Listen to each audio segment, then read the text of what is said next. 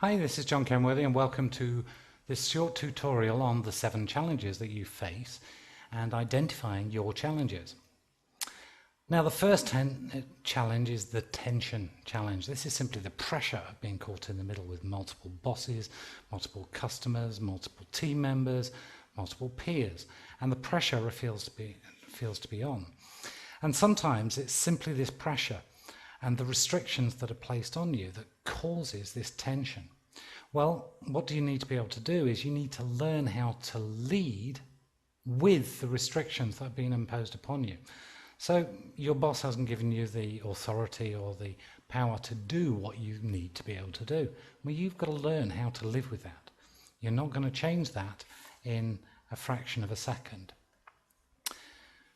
The next thing you want to understand is being comfortable that you're in the middle, and you're going to be in the middle for a long time. Even CEOs and CFOs that I work with constantly tell me they feel as if they're under greater tension now than ever before because they're directly responsible to the board and the shareholders. So it becomes even more difficult when you get higher in the organization. Learn how to become comfortable with it, and comfort is a function of understanding and valuing your position. You need to know what you own, what you must do, and what you should let go. Give it away to somebody else, the right person to be doing it. And make sure you've got quick access to answers when you're caught in the middle, because sometimes somebody's going to come up and ask you for a quick answer, and you need to be able to have it. Never ever violate your position or the trust of the leader. Don't undermine the leader. Don't talk behind their back. Don't gossip about them. And find a way to relieve your stress, whether it's swimming, go for a run, punching a bag, whatever it is. Relieve your stress without worrying about what you might do at work. The second one is somewhat similar, but it's the frustration challenge. Have any of you ever actually worked for an ineffective leader? Are you sat next to them now? Okay, don't tell them.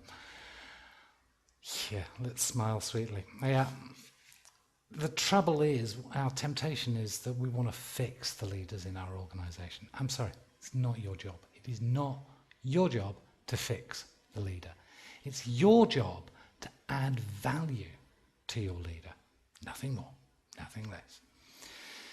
You want to make sure that you develop a solid relationship with your leader. A really good, strong relationship, and identify and appreciate your leader's strengths. I know when we're very frustrated, we feel like we're pulling our hair out. We focus on weaknesses and we only talk about their weaknesses, but all managers and leaders have strengths. Focus on those and look for ways that you can add value to their strengths. And yes, you did hear me correctly there. Add value to their strengths. When you have done that, commit yourself to making sure that you add value, then you can gain permission to complement your leader's weaknesses. Don't do that before you've got a good relationship, you've appreciated your leader's strengths, and you've added value to them. Expose your leader to good leadership resources. Get them to sign up for this program. Hey, it's free after all. And publicly affirm your leader. So what a great job they're doing. It works wonders, you know. Next, we're going to look at the multi-hat challenge, and we touched on this briefly in the introductory video. This is where you are truly in the middle of the organization. You've got a team to lead, and you've got to be their boss. You've got to be bossy to some of them, to empower them, to be a friend, to be a coach. At the same time, you've got to be customer service to your customers and client relationship building to your clients, and then you've got to be cooperative and collaborative with your peers, and you've got to be submissive sometimes with your bosses, sometimes assertive. You're always wearing different hats, and then you go home and you're wearing more different hats. You wear different hats with your kids, a different hat with your wife, and then you'll go out and maybe you go to church, you wear a different hat there. Remember, the hat that you're wearing sets the context for how you behave. What you do not want to be doing is changing hat and changing personality.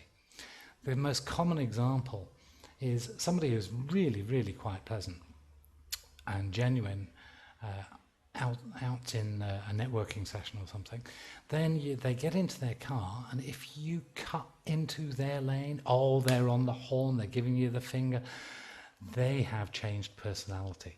Don't let that happen to you. And make sure that when you are wearing a hat, you are wearing the appropriate hat. Don't wear your manager hat with your kids, or your parenting hat with your team.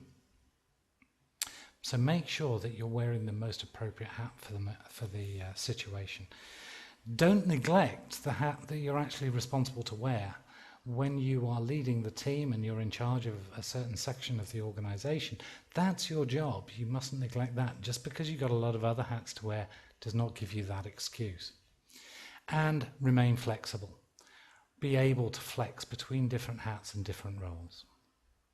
The fourth challenge I want to look at now is the ego challenge, and of course none of you have that. To be honest, it's probably true. You probably don't, because you've signed up for this and you're looking for ways in which you can improve, which suggests that you haven't got an ego problem, but I know that you know somebody who has. So perhaps you should point them in the direction of coming over and signing up for this as well. The ego challenge is when the ego gets in the way. We feel like we're stuck in the middle. We're hidden. We don't get appreciated for what we do. And so we want to be at the front, and we insist on being at the front of the organisation, when in fact we're not at the front of the organisation. We really have to lead from the middle. So our ego can get in the way. And what I want you to do is concentrate more on your duties than on your dreams. Yeah, you've got great dreams of being the CEO one day. So right now, you're not. Right now, you're leading in the middle of the organisation. You've got a job to do. Do that extremely well, and people will notice you for it. Appreciate the value of your position. Now, a lot of the time, we'll find that the CEOs and the chairmen of organisations, of course, they're the ones that take all the glory when everything goes right. And when everything goes wrong, well, it's all the minions, you, by the way, down there, who got it wrong.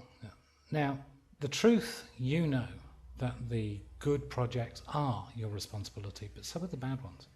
But appreciate the value that you genuinely add to the organisation. Make sure that self understands. And make sure that you're looking at the difference between self and selfless promotion. You want to be selfless in your promotion, promoting others, thinking of we, thinking of team first. The fifth challenge that leaders in the middle face is the fulfillment challenge. It's very difficult to be fulfilled in the middle of the organisation because you want to be at the front. But leadership is more disposition than it is positions. You need to influence others from wherever you are in the organisation. From wherever. See the big picture. Think of wins in terms of team working, how the team works well together. Engage in continual communication. Gain experience and maturity. Ed Cole said, maturity doesn't come with age, it begins with the acceptance of responsibility. Very true it is too. Now let's move on to the sixth challenge. The sixth challenge is the vision challenge. It's very difficult to champion a vision when you weren't the one who created it. But the more you invest in the vision, the more it becomes your own. People can do 6 things to the vision of the organisation or the vision of the leader.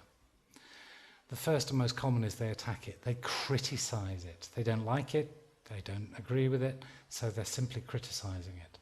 The second thing they do is that they ignore it. Well, it's not my vision. It's nothing to do with me. Look the other way. Follow my own vision instead. The third thing that people very often do is they abandon it. They give up. They leave the organisation. They quit. They don't want to be a part of it. But there are 3 positive things that people can do and you can do to support and invest in the vision. Adapt to it. Remember earlier I mentioned about being flexible. It's having that flexibility to adapt to the vision. No, it's not yours. No, it's not perfect. Neither would yours be, by the way. Then champion it. Take the leader's vision and make it your own. Talk to people as if it's your vision. Soon it will be. And add value to it. It's not criticize it, it's there's this vision, now how can I add value to it? The seventh and final challenge that we're going to be talking about here is the influence challenge. The influence challenge is leading others beyond your position. And no, it's not easy. How to become a person whom people will want to follow. Well, people follow leaders they know. And they look at leaders who care for them. People follow leaders they trust. Leaders who have character and show character. People follow leaders they respect. Leaders who are competent to do the job they're supposed to be doing. People follow leaders they can approach. Leaders who are consistent. I'm sure you've had a boss that's, oh, is it a good time to ask him? I wonder, let's have a look. No, let's go after lunch. People follow leaders they admire. Leaders with commitment. Leaders who support the vision and live it and work it every day. Which of these is your greatest challenge? The tension challenge, frustration, multi-hat, your ego, personal fulfillment, the vision, owning the vision, or influence from wherever you are in the organisation. Take a moment, download the PDF which has got the text and copies of these pictures to remind you of these challenges. And do think of other people who may be facing these challenges. Get them to sign up for this, because maybe that's the one thing that they need to understand, that they're not alone in facing these challenges. And drop your comments down at the bottom. You can use Facebook or you can use the inbuilt commenting system. Ask questions. Share with others your frustrations, your tensions, the problems you have multi-hat or fulfillment. And let's see how we can help each other and share. Thanks. Have a great day.